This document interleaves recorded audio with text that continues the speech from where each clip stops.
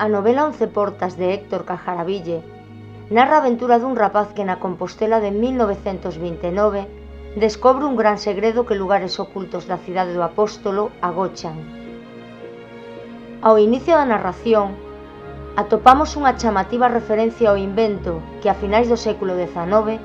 en 1895, patentaron os irmáns Lumière, o cinematógrafo.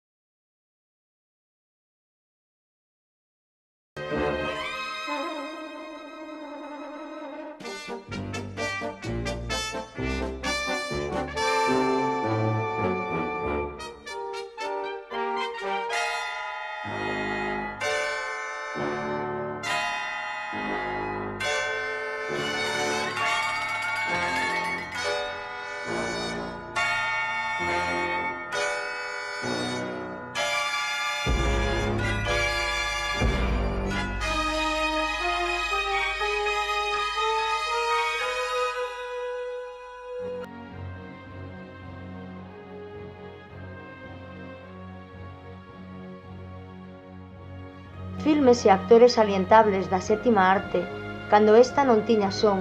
e que no seu momento non só encheron as salas de Hollywood, senón tamén as galegas, nun principio itinerantes, viaxaban por festas e localidades proxectando as novidades, e posteriormente en salas xa estables.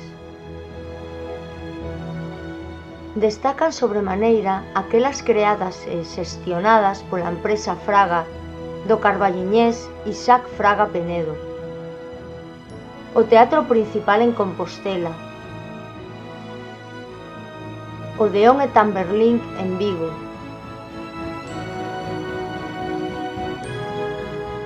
o Salón Apolo en Ourense,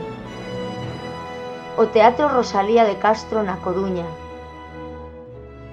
o Teatro Jofre en Ferrol, o Teatro Principal en Pontevedra e Lugo. Estes foron algúns dos locais adquiridos, alugados ou creados por este intrépido empresario galego, que tiña como director artístico da empresa o debuxante Camilo Díaz Baliño, responsable da creación dos cartéis e anuncios publicitarios que se colocaban por todos os cinemas da empresa Fraga, cuxa rede de distribución e exhibición chegou até Madrid, Santander, Bilbao, Salamanca, Burgos ou Valladolid,